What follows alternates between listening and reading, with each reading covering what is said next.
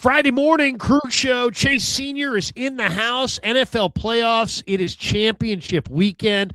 We got a lot of Niners stuff to get to. What's this offseason going to look like? Let's go.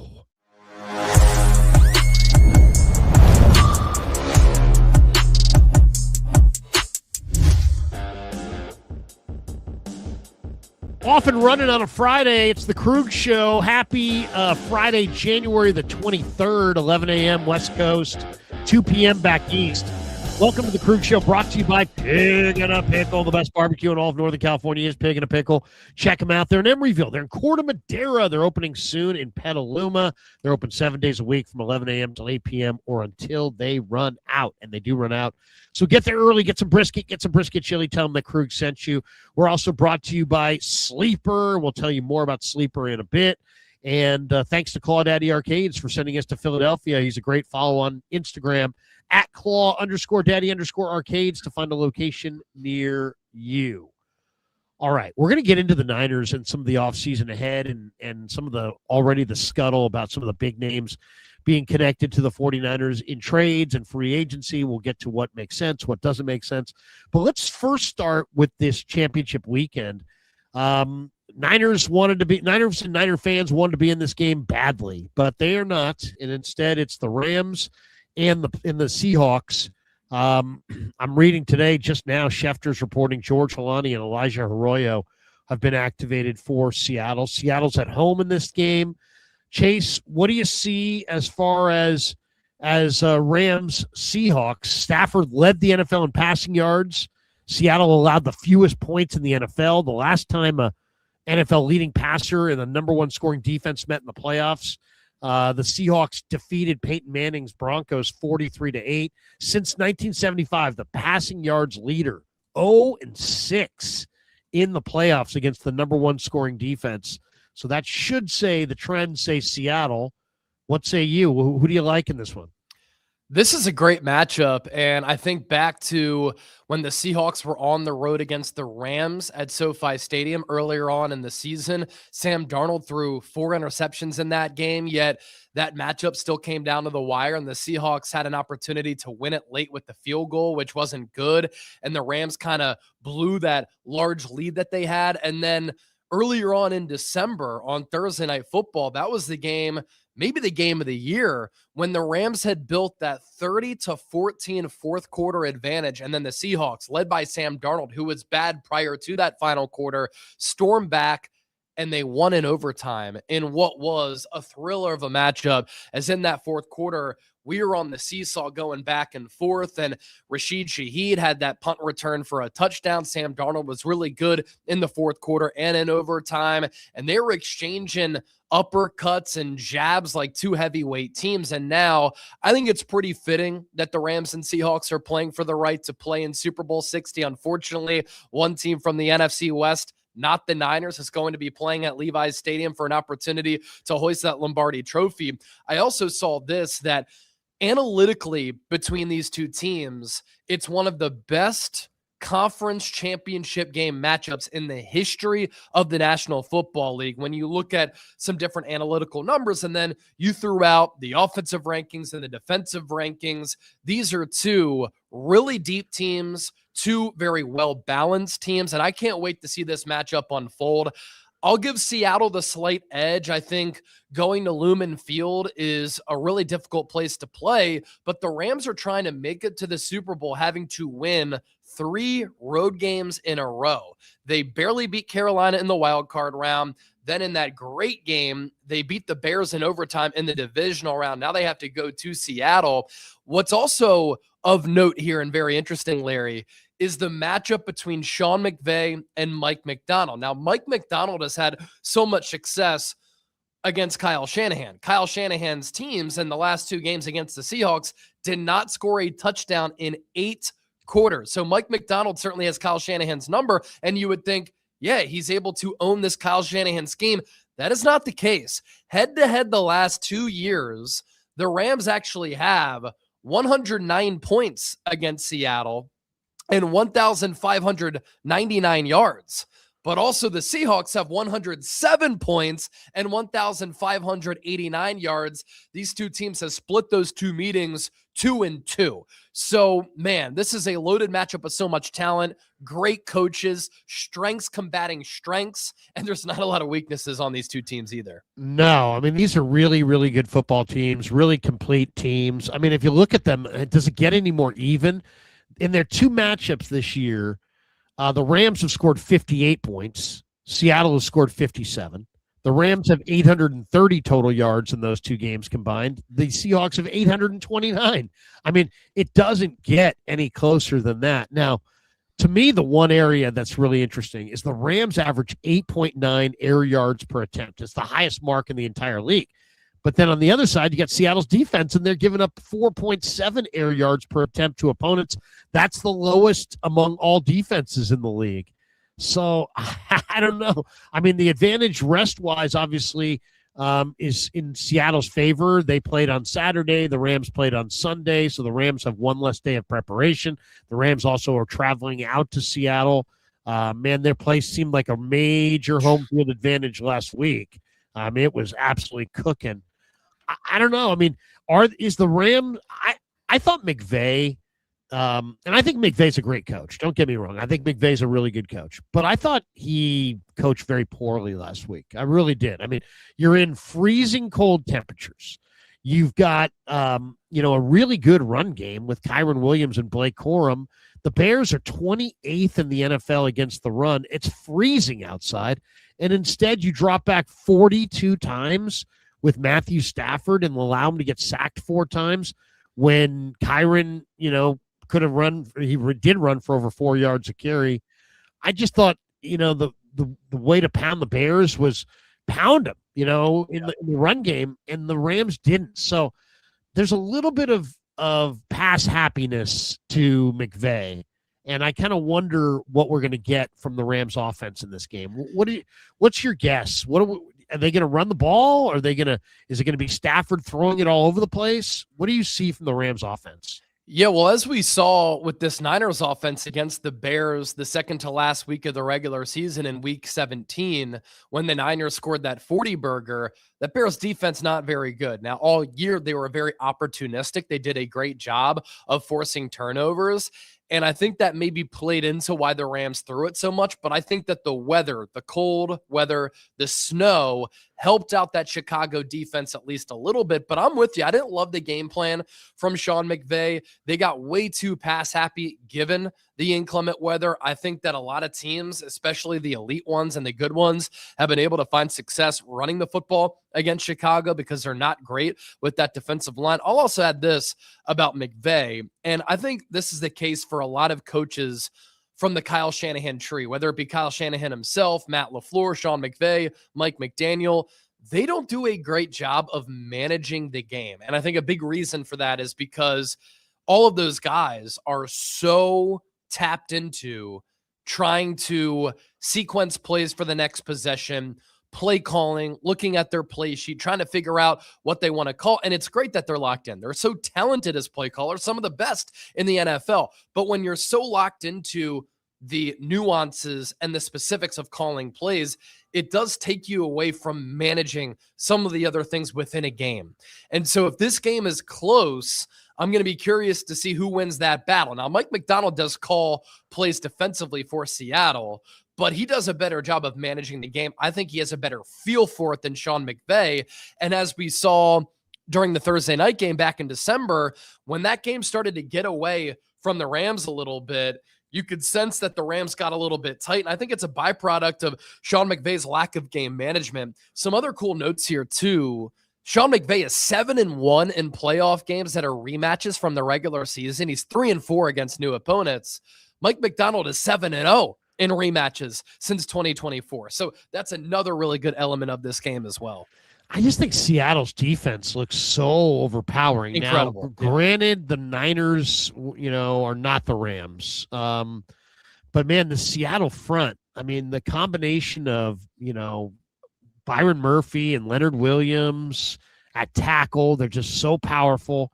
Then on that second level, they're just I think Seattle's second-level defenders, the speed that they close that space down with, and then you got some big-time impact guys in their secondary with Witherspoon and Love, and I mean, they're just really, really good on all three levels. McDonald's defense is really good.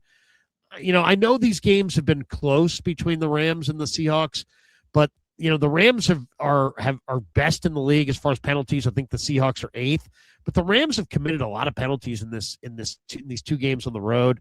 I think they're not limping like the Niners were limping, but they're not strutting like Seattle's strutting.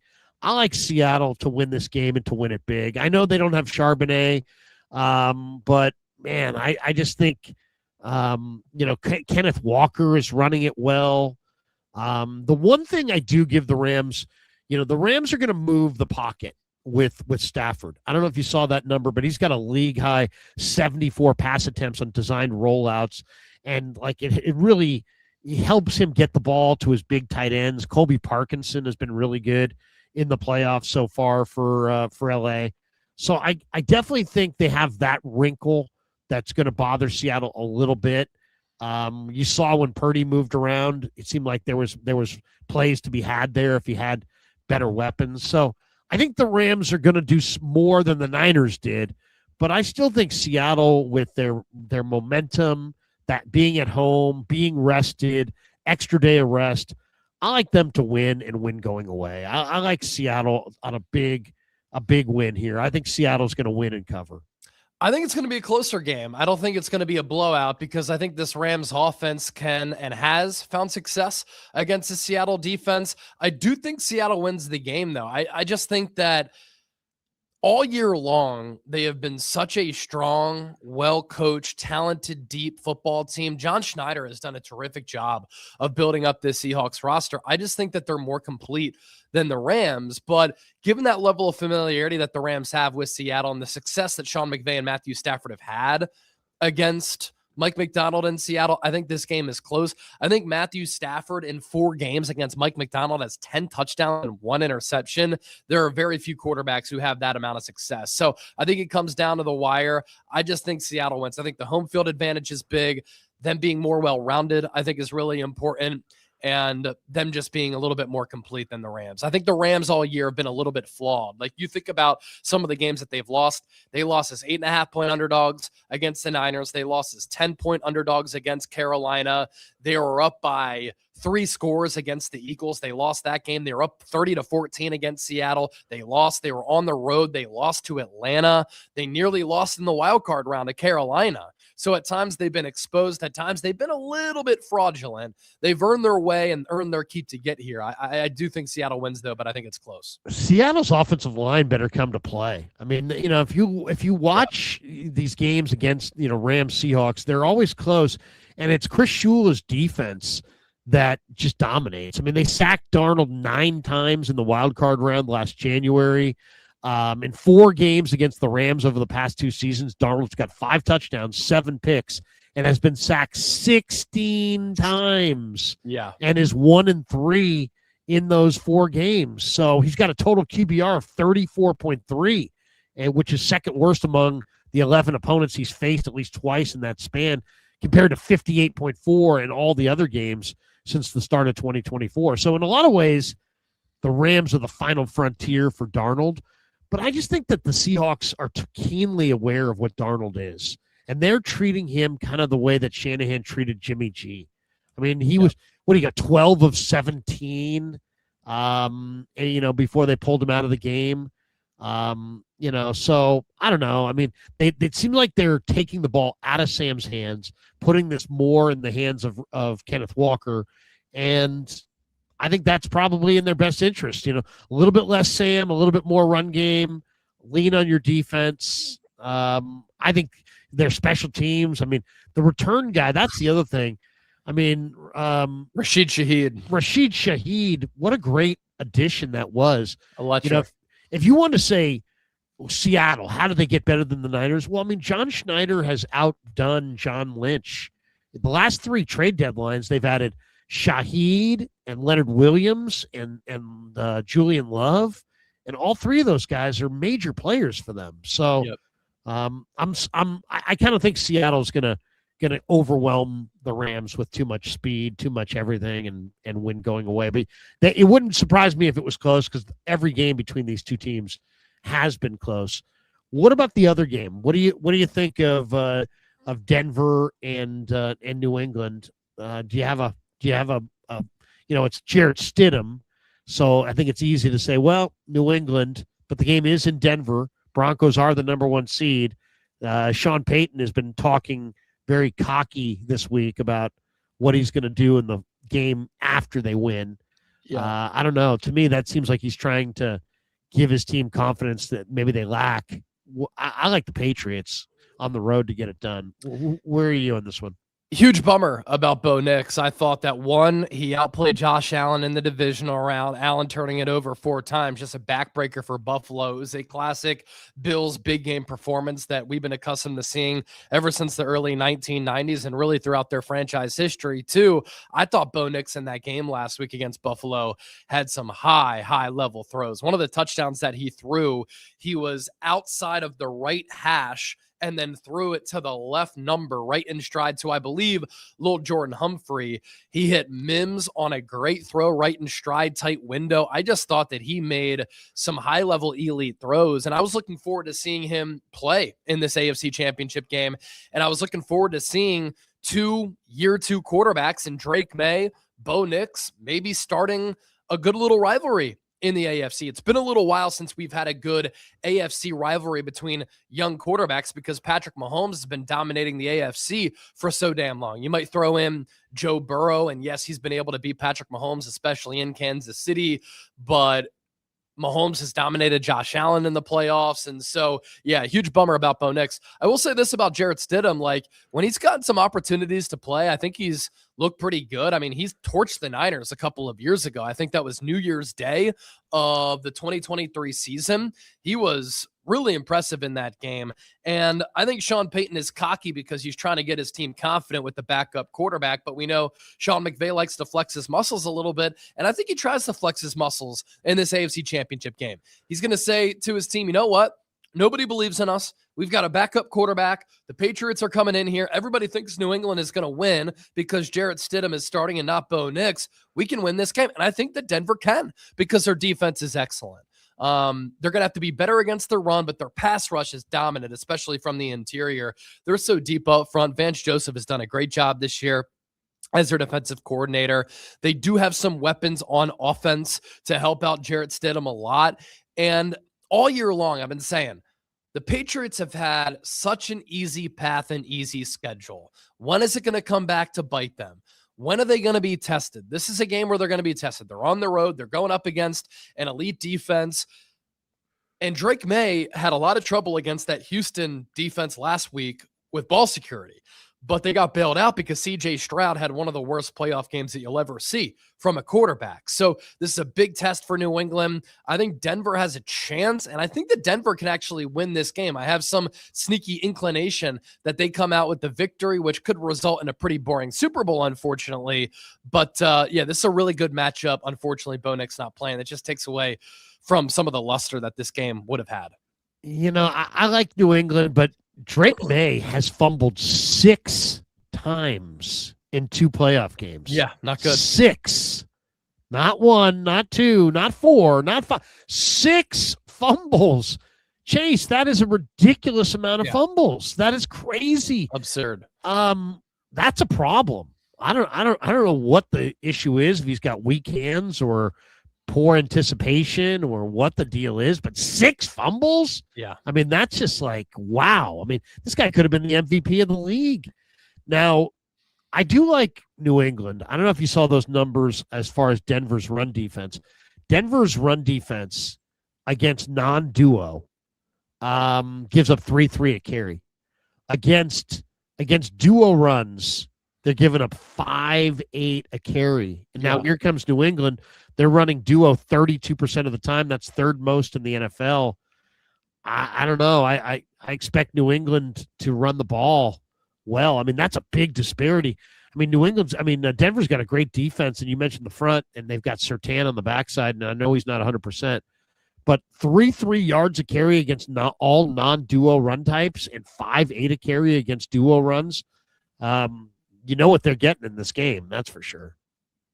Yeah, and that's what I was talking about. Like this Broncos defense, they're number 1 in the NFL in sacks, and they can get after the quarterback with their edge rushers, but they can also rush you from the interior, but they're a little bit susceptible in stopping the run. I'll also add this, their second corner opposite of Patrick Surtain, Riley Moss, penalized often this year, and he's a little bit of a weak spot in that secondary. So if this Patriots offensive line, which to their credit was really good this year, can protect Drake May, open up some holes in the ground game, that's the formula to beat this vaunted Denver defense. It's going to be interesting. It's going to be interesting for sure. I can't picture Jarrett Stidham's had a very unique career, by the way. Yeah. He really has. I mean, he played really well against the Niners in Vegas in that overtime loss to Brock Purdy. And then I think struggled the next week against Kansas City in Kansas City. But Jarrett Stidham has been thrown into some big situations at different times in his career. And there have been times where he's kind of surprised everybody and played well. So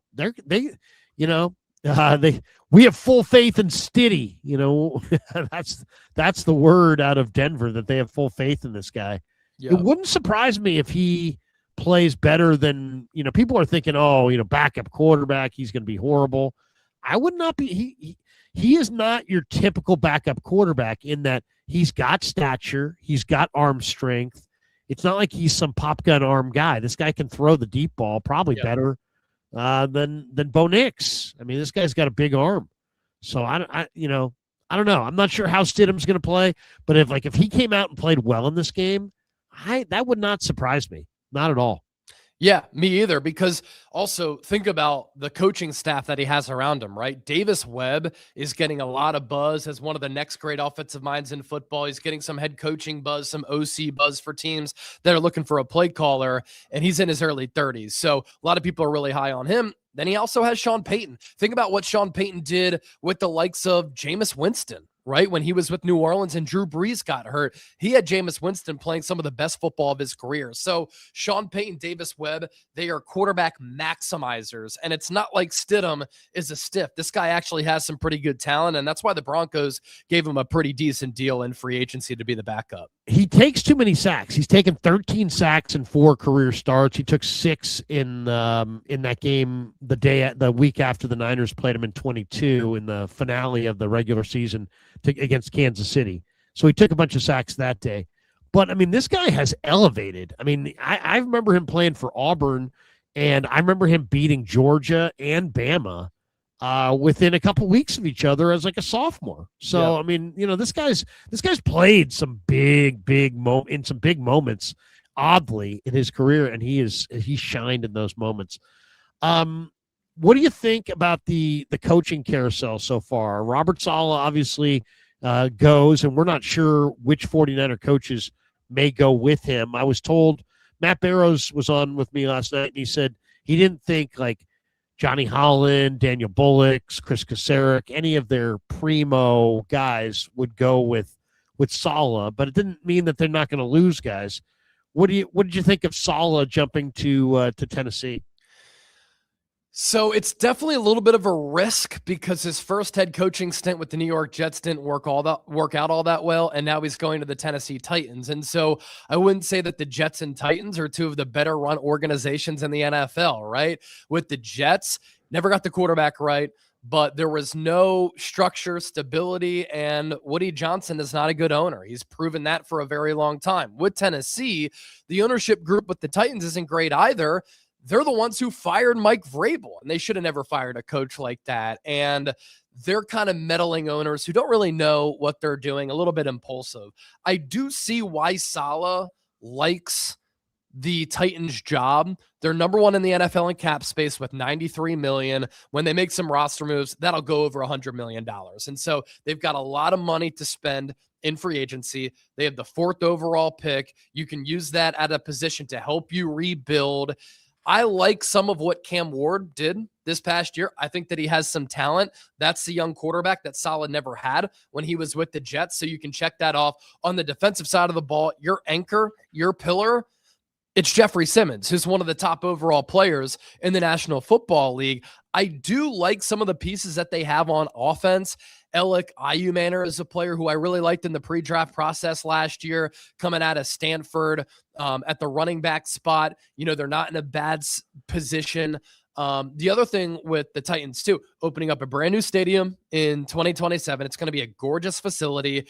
And anybody who's been in Nashville knows it's a fun city, one of the fastest growing cities in America. So you've got that brand new state-of-the-art facility in a great booming city without any media pressure at all. You're not going to get media pressure. You're not going to get fan pressure because the Southern comfort and the Southern hospitality is a real thing down in Nashville. So if I'm solid, I see why he's going there. It's also a division that doesn't have the most competitive history. There are no juggernauts consistently in the AFC South. I know the Jags were really good this year, but they have no consistency as far as being a high-level team throughout their franchise history. The Colts don't have a quarterback. The Houston defense is really good, but do they have a quarterback? So I think Robert Saleh likes the division as well in the AFC South. A lot of, and he's got the War Daddies in the middle and Simmons and Tavondre Sweat. He's got Olufemi Oladejo. He's got some pieces on defense that he can work with. And I'm sure he's looking at the Niners going, man, this is a major rebuild on all three levels of this defense. And we're not, there's a lot of building that's still left to be done. Okay, so he's moving on, and whether he takes people with him or not, we'll find that out in the coming days. What do you think of the 49ers DC position? Some people Grant says that, hey, if they go with Gus Bradley, he'll be a one and done guy.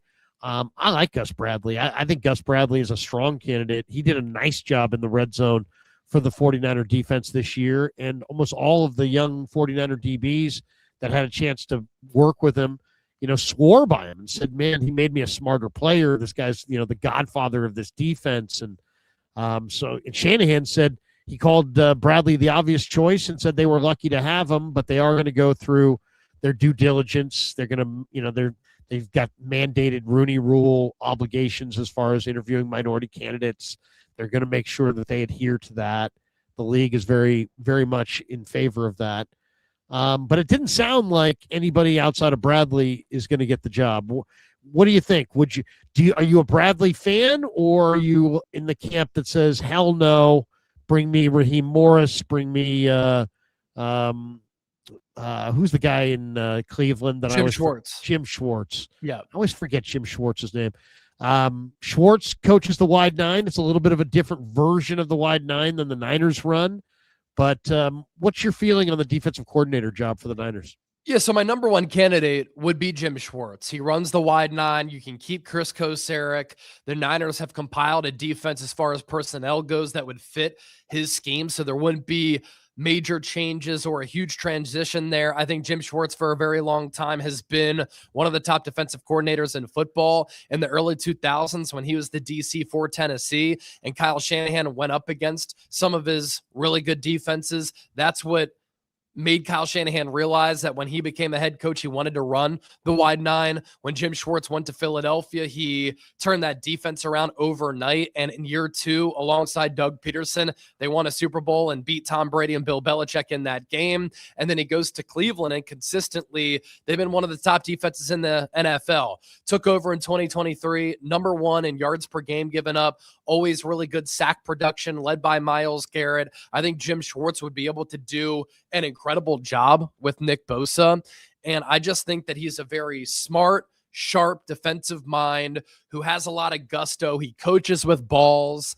He wouldn't be like Robert Saleh in the sense that he has like a lot of energy, but he's a very confident guy. And I think that that would translate to his players, and he's been able to garner the respect of his players wherever he goes. I just think he'd be the better option. My option number two would be Raheem Morris, and Kyle Shanahan is very high on Raheem Morris. He said in the past that if you were a general manager, Raheem Morris would be one of his top candidates to hire as a head coach. If the Niners can't land a Jim Schwartz or Raheem Morris, I really don't think there is another option out there that would make more sense or be better than Gus Bradley. And I see why the Niners would go the Gus Bradley route. The origins of the defense that they run were perfected and started by Gus Bradley with the Legion of Boom defenses. And you have that level of familiarity with Gus Bradley. He was always, I believe, the next man up for when Robert Saleh left. And obviously Saleh left maybe a little bit earlier than what the Niners had anticipated. But they brought in they brought in Gus Bradley with Robert Saleh with, I think, the thought process of, hey, if Saleh leaves because he wants to become a head coach once again, we can elevate Gus Bradley. Let's get him into the building so that he can grow that rapport and that familiarity with the defensive players. His talks to the team on Saturday nights before games, that's something that Kyle Shanahan made sure he did. He handed over those speeches to Gus Bradley, and a lot of players really appreciated that. The red zone play calling and play design was really good this year. You know, the Niners collectively as a defense weren't great statistically, but in the red zone, they actually did a really good job. My concerns with Gus Bradley, like Saleh, what I like about Saleh is that he does such a great job of adapting and evolving to the modern day offenses, right? Gus Bradley has never really been able to do that. He'll spam cover 3. And his defense's passer rating against over the last several years, these numbers have kind of gone popular on X over the last few days. In 2021, they were 25th. In 2022, they were 30th. In 2023, 13th. In 2024, 23rd. 2025, that was this year, 26th in passer rating against his defenses. And he's gotten fired from his last 2 gigs, Raiders and Colts. So I worry a little bit about that, but I can definitely see why the Niners would go this route. I just think if they settle, it would be a little bit of a mistake because I think there are better candidates out there.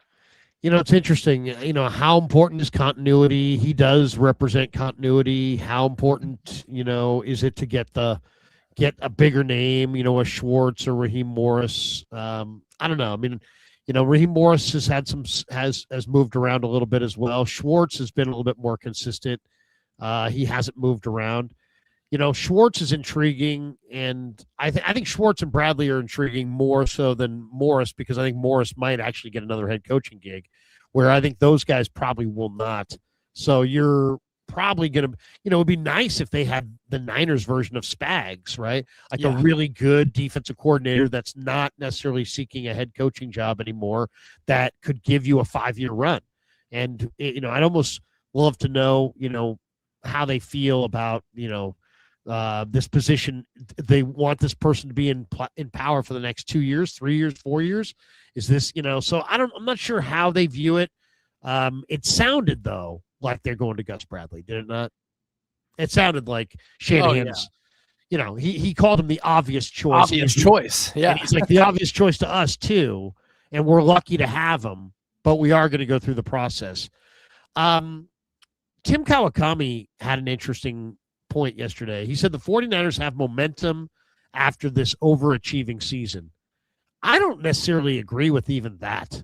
I don't know that they have momentum. The 2 best teams in the conference are better than them, younger than them, drafting better than them, and they're in their division. So I don't know that they have this momentum that he's talking about. He says they have the money after last March's reset.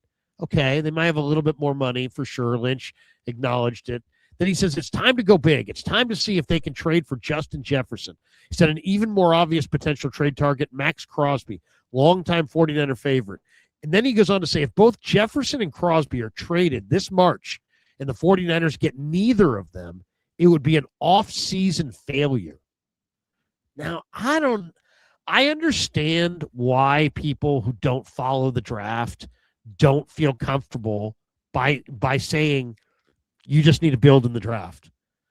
But are the 49ers, who have needs at interior pass rushing defensive tackle, defensive end, major needs at linebacker, major needs at wide receiver, major need at tight end? Who's your tight end? Who's your starting left guard if Burford leaves, and I think he will? Who's your future left tackle? Are you good enough at safety? Do you have a number 1 corner? I mean, they need a lot. Yeah. And I just don't see, like, if you trade for Max Crosby, what's it going to cost you? It's going to cost you Mac Jones. It's going to cost you your first-round pick. It's probably going to cost you next year's first-round pick and maybe another pick. You're going to trade all those assets for Max Crosby, and then who's going to play O-line and who's going to play linebacker and who's going to play your number 1 corner and who's going to build up your O-line? So I don't know. I mean, don't get me wrong, man. I love Max Crosby and I love Justin Jefferson, but I only see they have one move like that. And I don't even think they do have one move like that, because I think they really, the more responsible thing would be to take your draft assets, get more of them and spread it around a little bit and just stop missing. John Lynch is going to have to be better. There's no secret. You're going to have to pick winners, not just winner, loser, winner, loser, winner, loser. You're going to have some consistency. So I don't know. I'm all for those guys. Don't get me wrong. And I know the fans are all excited about that. I just think that that's reckless and irresponsible. I don't think anybody's going to like the end result if they throw all their assets for a Crosby or a Jefferson. Where are you on this offseason? Because we're in that point where, people are throwing out big names. Grant threw out Jordan Addison. I saw your video on that. I actually think Jordan Addison probably fits because I think the price on him is way low, but you acknowledge there's major off-the-field risk as far as personality and his brushes with the law, which generally the Niners like to steer clear of. How do you see the offseason coming together here? Yeah, real quick, one big note on that Niners defensive coordinator search that we were just talking about. Jeremy Fowler said Tennessee might have interest in Gus Bradley, and he can't be blocked from leaving because he's not currently a coordinator, but Bradley staying in San Francisco seems like a sensible move at this point. Raheem Morris is also an attractive option there. I think if Gus Bradley were obviously under Saleh, yeah, exactly. And then, wow. But if Bradley is given an opportunity to be the DC for the Niners and call plays, obviously he's not going to go to Tennessee, because I don't know if he'd call plays for the Titans. So right, yeah. unless he, the only thing I'll say is these guys really handicap these situations very intently. He might look at the Niners and be like, dude, they're a wasteland at linebacker. I don't like these young DBs, and you got big money tied up with Bosa and Warner, and they need defensive tackle pass rushers. They need a rusher opposite Bosa. He may look at the Niners and just go, I don't know how good they're going to be personnel-wise. So I wouldn't be surprised if some of these coaches bailed just because they're not thrilled with the rebuilding effort that's, still to come. Yeah. And keep in mind, too, Saleh and Bradley are really tight. Right. When Gus took the Jags head coaching job, he hired Saleh as the linebackers coach. When Saleh got the Niners defensive coordinator job for the second time, he brought in Gus Bradley. So they're very tight. Going back to your question, I don't think the Niners need to make a trade for a Max Crosby this offseason, nor would I make that move. I actually don't hate what the Niners have defensive personnel-wise. You're going to get back Nick Bosa. You're going to get back Fred Warner. You're going to get back Mykel Williams. When Mykel Williams, Nick Bosa, and Bryce Huff were all playing with one another, that defensive line was actually producing at a pretty high level. Now, I do think that you need to add pass rushing help at defensive end and at defensive tackle. I like the future of CJ West and Alfred Collins. I think they got better as the season progressed, and I think that they can be good players in the future.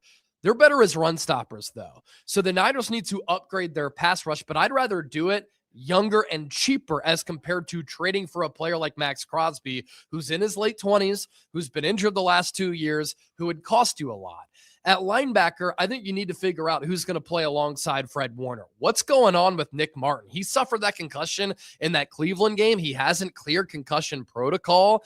D. Winters, not good in coverage, a liability all season long. Cornerback opposite of Diamador Lenore. I think there are questions there. Some people really like Renardo Green. I know you had that report on Renardo. I don't know if he's the guy. I think he might be better playing man-to-man, and the Niners like to play a lot of zone. At safety, Malik Mustafa is a decent player, but he's better downhill. They desperately need a coverage guy at the safety spot. The good thing for San Francisco is on defense, I think they can address a lot of those needs. On offense, they're not going to trade for Justin Jefferson, I don't think, because you'd have to give up multiple ones and you'd have to pay him one of the highest salaries for any player in the NFL. He's also a little bit loud at wide receiver. These days, it's hard to find a wide receiver who's not loud, but I think it costs too much to bring in a player like that who also has his own injury history. I do think what the Niners need to do this offseason is address the wide receiver room, rebuild it, get faster and more explosive, but I think there are more calculated ways to do that. If you added Alec Pierce in free agency, he's led the NFL in yards per catch the last 2 years. He's 6'3". He can go up and get it. Barely drops the ball. I think he has 3 or 4 drops on 150 plus targets the last 2 seasons. That's a player that puts a threat into the Seahawks defense because he can take the top off. He can go up and get it. He's physical. He's a willing run blocker. He runs 4.4 and he's got great hands. And the last 2 years, he's been over 20 yards per catch. So you sign a player like that, for instance, in free agency.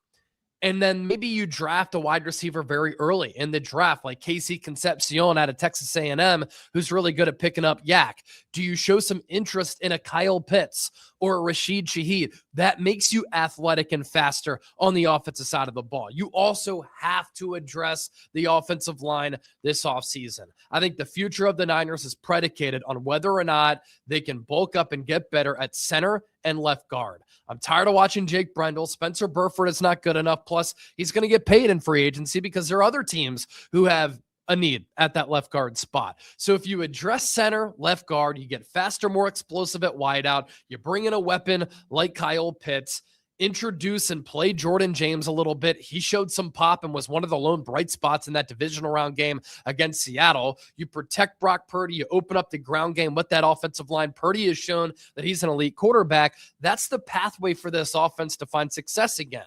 Early in the draft, what if you draft a Reuben Bain out of Miami? You pair him alongside Nick Bosa with Mykel Williams and those aforementioned rookies, soon to be sophomores, and Alfred Collins, CJ West. I like the makings of that defensive line. So I think all of these moves are doable. And John Lynch did say the other day, we plan to be more aggressive because they have more flexibility. And I hope that they are, because I think the Niners are a few moves away from, once again, being a bona fide Super Bowl contender, but they have to hit on these free agency signings and in the NFL draft, which is where they have lacked over the last couple of years. You know, they had a volume draft this last year, and they had 6 or 7 guys play 300 snaps, but then they had 3 or 4 guys that were pretty high picks, like Jordan Watkins, Jordan James, that played less than 50 snaps and didn't make any contribution. Intruso says Larry was spot on. Make Lynch president of football operations and let's get a real GM. The Niners have fallen behind the Seahawks and the Rams because they're missing in the draft, and they're hitting, but they're missing, and they're missing, and they're hitting, and they're kind of alternating hits and misses where John Schneider is hitting in succession. Yep. And now John Schneider's the executive of the year. Now he's got a deeper, younger, faster defense. Now he's got a better team. And the Rams have rebuilt their D-line post Aaron Donald, faster than the 49ers have. And they did it in a couple drafts with less needs. So I don't know.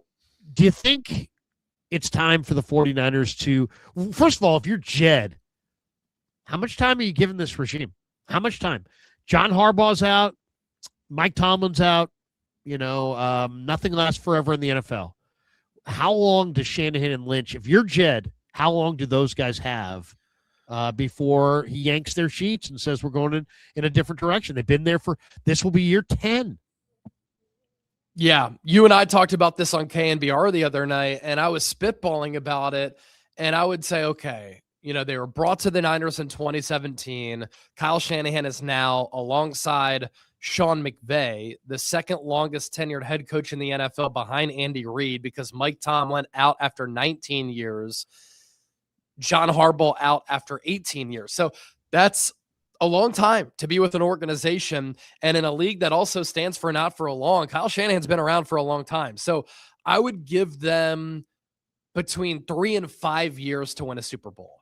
You think about it. 2025 was the first year after the reset, right? 2026, you better be a Super Bowl contender. And if you don't win it in 2026, you better be right there in 2027. And if you're not at the peak of the mountain in about 3 years after you've gone through the reset of your organization and you were given some leeway after what happened in 2024 when you went 6-11, then at that point, I think you have to reassess the leaders of your organization at head coach and at general manager. Hit like and subscribe. We're brought to you by Pig and a Pickle. We're also brought to you by Sleeper. We got this super from 49er Frank. More likely move, 49ers trade up or trade back. You mentioned Reuben Bain. I think the only way they get their hands on Bain is if they traded Mac Jones and their first round pick and probably a high pick either this year or next year in addition. Then they might be able to get into the top 5, and that's where Ruben Bain's going to go. I might consider doing that just because I think Bain and Bosa would really be an awesome combination. Yeah. And Bain's safe. I mean, he's great against the run, great against the pass. I know he's got short arms, but he's a terrific player. What do you think? I mean, where are you? Were you thinking that trade? Because Bain's going to go top 5. Are you thinking trade up that high? And would you trade Mac Jones or would you keep Mac Jones? So I'm looking at the NFL draft order right now. I think it's pretty inevitable that the Raiders go Fernando Mendoza at number 1, right? But in a very thin quarterback class, are there rookie quarterbacks that a team could get who are better than Mac Jones? I don't think so. And so with that, does that drive the asking price up for Mac Jones if the Niners trade him and also their first-round pick to give that acquiring team a first-round selection? So you look at the Jets. They need a quarterback. They're there at number 2. The Arizona Cardinals inside the division. They have no quarterback. They're at number 3. Tennessee Titans, they have Cam Ward at number 4. New York Giants, they have a quarterback. They're there at number 5. Cleveland Browns do not have a quarterback unless they go with Shedeur Sanders. They're at 6. Commanders have a quarterback with Jaden Daniels. They're at 7. Saints have Tyler Shuck. They're at 8. Chiefs have Patrick Mahomes. They're at 9. Cincinnati Bengals there at number 10. So inside that top 10, there are some quarterback needy teams where Mac Jones could be a pretty good option for those teams who don't want to overdraft a rookie quarterback. Yeah, I mean, and not just a pretty good option. He might be far and away the best option. Dolphins there at number 11 are pretty interesting too. What do you make of Shanahan though? Shanahan's like, hey, we fully expect Mac's going to be back here. Is that almost sounds like either they really believe that or they really want a great price for Mac Jones, and they just want everybody to believe that they don't owe Mac anything, and he's under contract, and he's fine. I mean, he kind of basically said, hey, I think I'm good enough to be a starting quarterback. He didn't it wasn't like, get me the hell out of here or else. And I don't think he's necessarily going to be a bad actor if they don't move him. But I get the sense that all things being equal, get him somewhere where he can start and make $20 million and not $7 million. So, I mean, I don't know how other teams view him.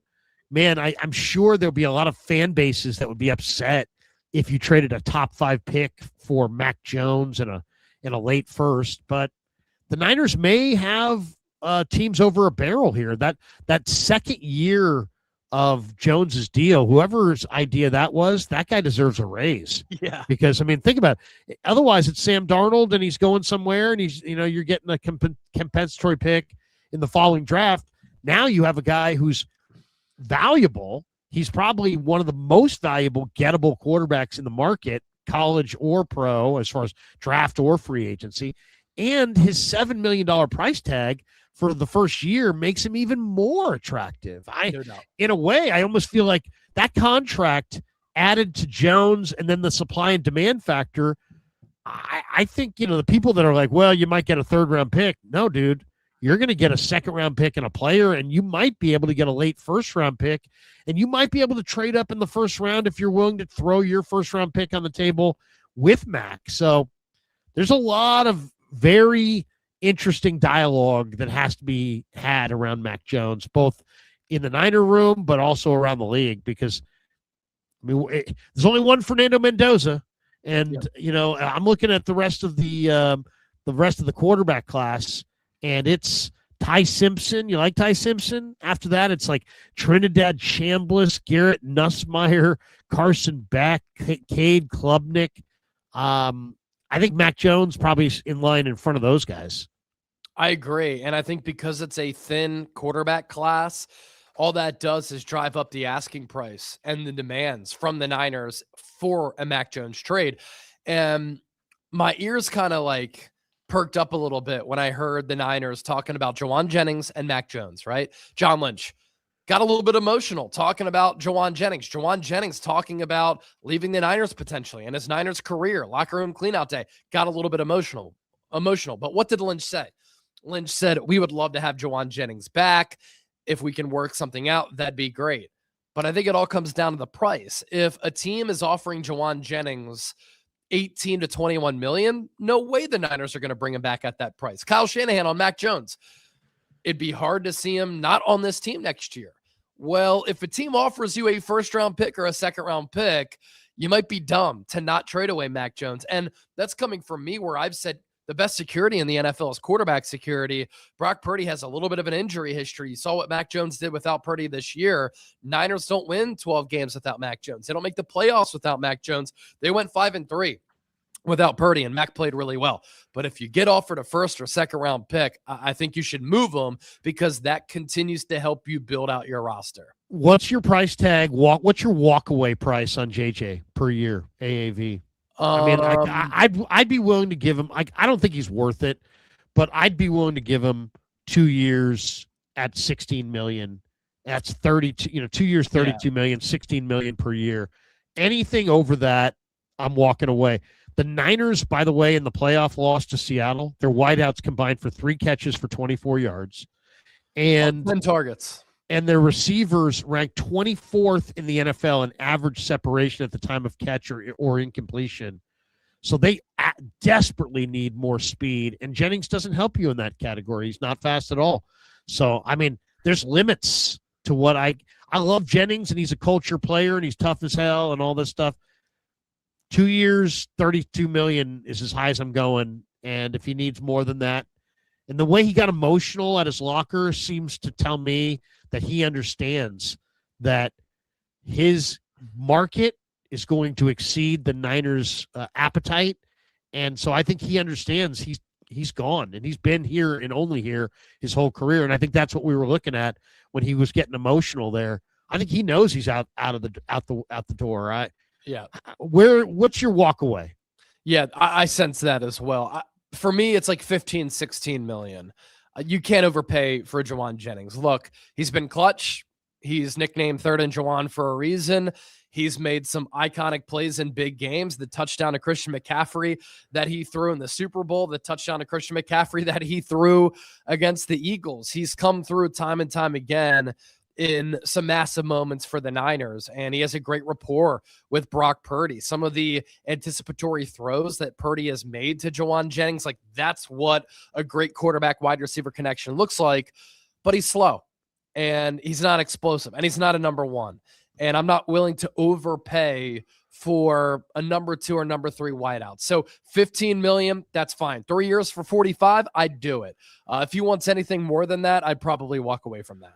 A.J. Brown, you cover the Eagles as well. Should the Niners be interested in A.J. Brown or steer clear of A.J. Brown? You know more about him and what he's about and how he's received in the room and why the nature of his discontent and everything that goes with it.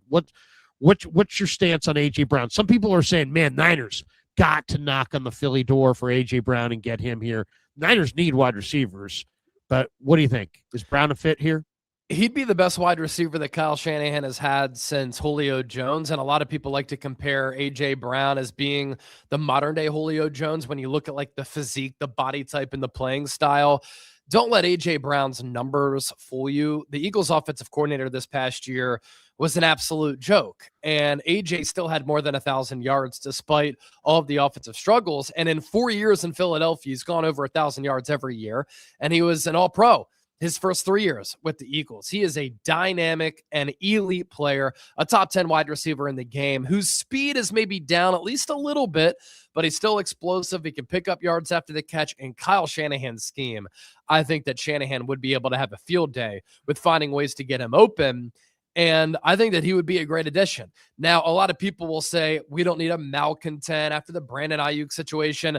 But you want the Niners to trade for Jordan Addison? A.J. Brown has never been in trouble with the law. A.J. Brown doesn't have any concerns in that manner. The beat writers who cover A.J. all say that he is so beloved and respected inside that locker room. It's what he does on Twitter that a lot of people take exception with, and it's the fan base that gets very loud about him. So I think it'd be a great move for the Niners. I don't know if the Eagles would make it, though. They'd send AJ to a rival in the NFC when the Niners and Eagles next year are going to be Super Bowl contenders, and the Eagles would be helping out the Niners in the NFC. I think if they were to trade him, it would make sense to trade him to a team like Buffalo or a team like Baltimore. What's his price tag? Like what's Howie going to ask for? I'd say a second and a third. Second and a third. What do you think's going to go on with Ayuk? Grant Cohn had a stream this morning, Chase, where he says that Ayuk might be done playing football altogether. He may not play in the NFL, and I understand why Grant's going down that road. I don't know that there's anything real there, but what's your feeling on Ayuk? Is the end game going to just be the Niners release him? I've also seen Bleacher Report had it the other day that the Niners trade Ayuk to Buffalo for Keon Coleman and a 5th-round pick. God, after listening to Terry Padula or whatever the guy's name. Pagula, yeah. Pagula. I mean, that guy, Jesus. I mean, nobody's going to want to be there. I mean, that was one of the ugliest. You're going to throw guys under the bus that are on your roster and blame the coaching staff just because you want to stay with Brandon Beane. I mean, it's like, that was very unsightly. That was just not a good moment for the owner of the Buffalo Bills. No. Yeah, it was a disaster of a press conference, and you compare that to how Steve Bisciotti, the owner of the Ravens, conducted his press conference, and it was polar opposites. And Steve Bisciotti is a great owner, and Pagula, I don't know if he should get in front of a microphone or a camera ever again. As far as Ayuk, a couple questions here. Are we sure that an NFL team is actually going to show interest in BA? And here's what I mean by that. Yeah. He's coming off a torn ACL, MCL, and meniscus. When he did play in 2024, he was bad and out of shape. He's been acting like a shitbird for a long time. The circle around him doesn't seem great. He's not getting sound advice. Look, is his mental health okay on top of his physical health?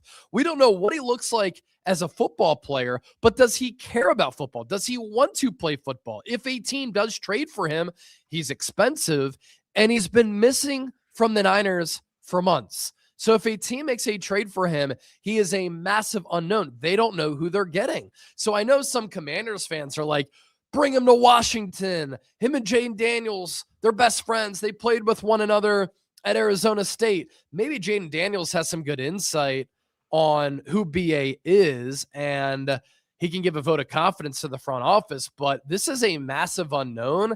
And yeah, I think it's fair. I posed this question the other day. Like, does Ayuk want to play football any longer? I have no idea, because the guy's been in the witness protection program the last couple months, and we haven't heard from him. Couple quick hits on business sides. The Niners requested an interview with Falcons secondary coach Justin Hood for a high-ranking staff position, according to Tom Pelissero, but Atlanta blocked it. What do you think's going on there? Do you think they're thinking that maybe Daniel Bullocks is going with Saleh to Tennessee? Or do you think, I don't know. I mean, do you think this guy might be considered the defensive coordinator?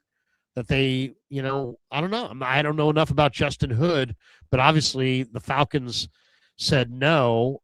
They could only say no if it was a lateral move. If it's a promotion, they couldn't say no. So if the Niners want to make him the DC, Atlanta can't block it. But if they just want him to be defensive backfield coach, Atlanta can and did block it. What's your read on what's going on there? Yeah, I think Atlanta blocked it because it would be a lateral move, not for him being a defensive coordinator. But he did coach this past year under Jeff Ulbrich, who the Niners showed interest in a couple of years ago. So I could see why the Niners would show interest there. Clay Kubiak, a lot of talk that the Steelers and the Raiders want him. I did an interview the other day with Pittsburgh Sports Radio, and they had tons of questions about Clay Kubiak. Are the Steelers going to hire Clay Kubiak or the Raiders? And what do you think? I mean, Tom Brady's probably got the final call on the Raider hire. Fernando Mendoza and Clay Kubiak, is that going to be the combo in Vegas? Are the Niners going to lose Kubiak this year in this cycle? Yeah, I wouldn't be surprised if they lose him. I think the one concern, it's not his football mind. It's not his football acumen. The family history is there as well.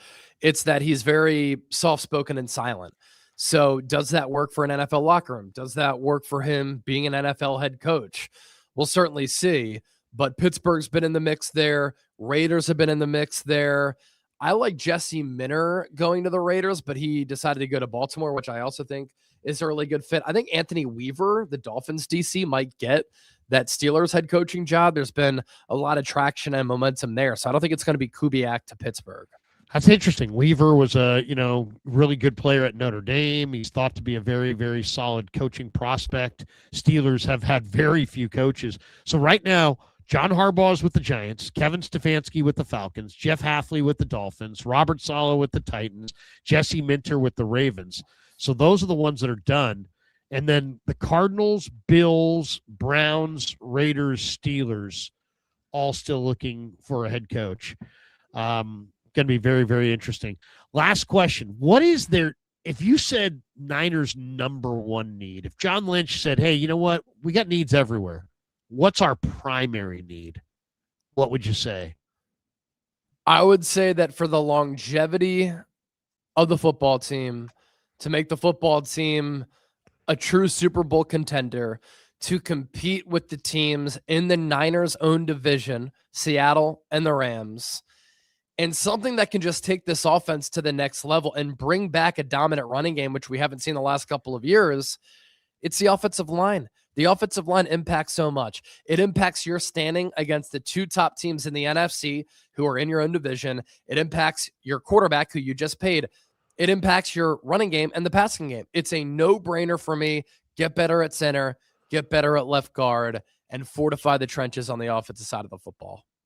In the draft, in free agency, do you like the Penn State kid? Is he a difference maker? Can he play Vega center? Giovanni, he's a dog at guard. I like him at guard. And then what if you drafted Vega Giovanni and then you signed Tyler Linderbaum away from the Ravens, who the Ravens haven't been shown to be a team that spends a lot in free agency.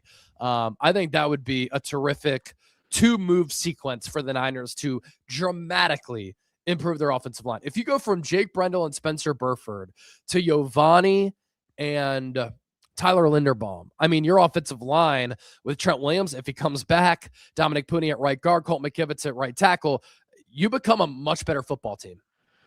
I'll tell you a guy that I think I would try to pick up as an offensive lineman for the Niners is Will Hernandez. He's one of the broadest players you're going to find. He's just so wide. He's always been solid. He's a 6-year vet. He's only 30. He played for the Cardinals this year. He's a guard, and he's not a high-ticket item. But, yeah, I mean, they need to bolster their front with some bigger, more physical guys. Because, I mean, when Shanahan's running wide on 4th and 1 and 3rd and 1, he's telling you loudly how he feels about Brendel and their guys. We got this one from Ham GT83. Crazy they're not willing to consider changes to the training staff, but are looking into the substation.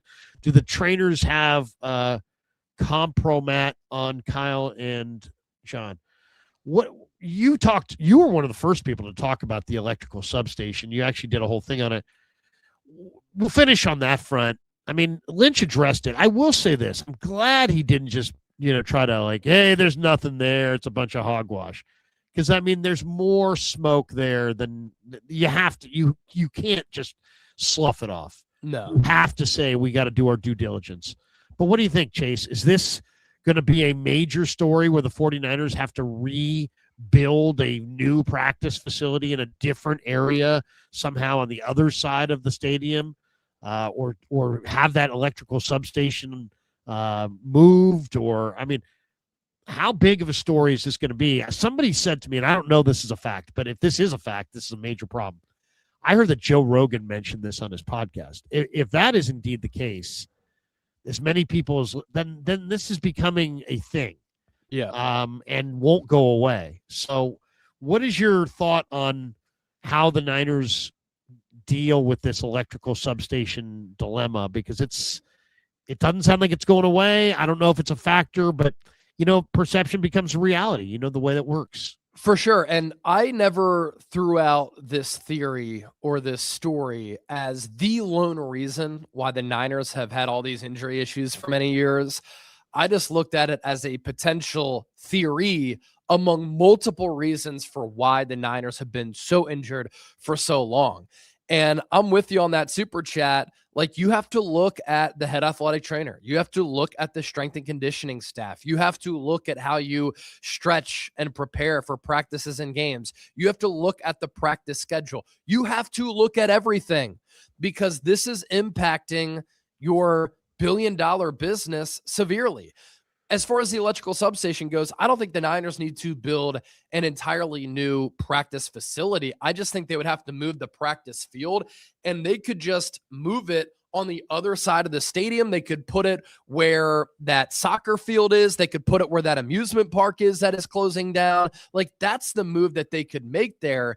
And a couple things with this, right? Some people have said these injury problems, they only coincide with Kyle Shanahan taking over in 2017. False. When you look at the Niners' adjusted games lost, they have been top 10 in 10 out of the last 12 years. 2013, they were 23rd. 2014, they were 28th. 2017, they were 27th. 2016, they were 24th. So even before Kyle Shanahan, they're one of the most injured teams in all of football. They were 32nd in 2020, 32nd in 2024. The only year they've been outside of the top 10 is 2022, when they were 24th, and 2023 when they were 4th. So this has been a problem for a long time. Another thing people have said, well, the Niners have been practicing there since the 1980s, and the electrical substation has been there since the 1980s. That is also true. But in 2014, when Levi's Stadium opened up, this electrical substation was expanded, thus increasing the power output. So those are two things that go against people who think that this is baloney. So look, it's worth looking into. I'm glad the Niners are looking into it. This story isn't going anywhere. Washington Post had the report last week that agents are reaching out to players voicing their concerns. Players and agents think this could impact the ability for the Niners to attract free agents. And if players on the team are concerned about this, Larry, their bodies to them are everything. They are professional athletes. And so if this is something, it's a pretty big deal, and I agree. It's not going anywhere. Yeah, it's not going anywhere, and I'm glad they didn't try to just slough it off, but now you're going to have to come up with a real study or something that either negates this story. Which Mark, by the way, asked that question when you were there. Do you know who it was who asked that question? I think it was it Eric Branch? Because Lynch said, thanks, Mark. So maybe it was Eric.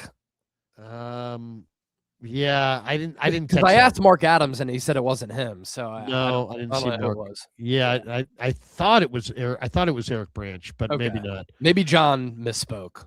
Cosmo says, "Don't let Lynch and Kyle in the draft room." Since they run the regime, that would be hard. Thanks to Pig and a Pickle for being the title sponsor of the Krueger Show. Thanks to Sleeper. Thanks to Habbas Law, 1-800-INJURED. They will fight to make it right. HabbasLaw.com on the web. Big fans of Habbas Law. If you're hurt and you need a good PI attorney, call Habbas Law, 1-800-INJURED. They're absolutely fantastic. They will fight to make it right. And they're a great law firm. They battle insurance companies and beat them regularly. So HabbasLaw.com on the web if you want to check them out for yourself. Thanks to Habbas Law for being a proud sponsor of the Krueger Show. That's going to do it for us. I'm going to say Seahawks, Patriots winner, Seahawks over Patriots in the Super Bowl. What do you got? I'm going to go Seahawks winning the Super Bowl, and I think they beat the Denver Broncos, even with Jarrett Stidham. Wow. We got a backup quarterback in the Super Bowl. Hey, bro, it's been a pleasure. We'll do it again next week. Yep. And, of course, Chase is coming out here. We'll get together during Super Bowl week. We're fired up for that. Have a great weekend, man. Thanks for jumping in. You as well. Always a pleasure. Thanks to all you guys. Have a great one. Peace. Yeah, never met a man I've been scared of. Careful, you gon' get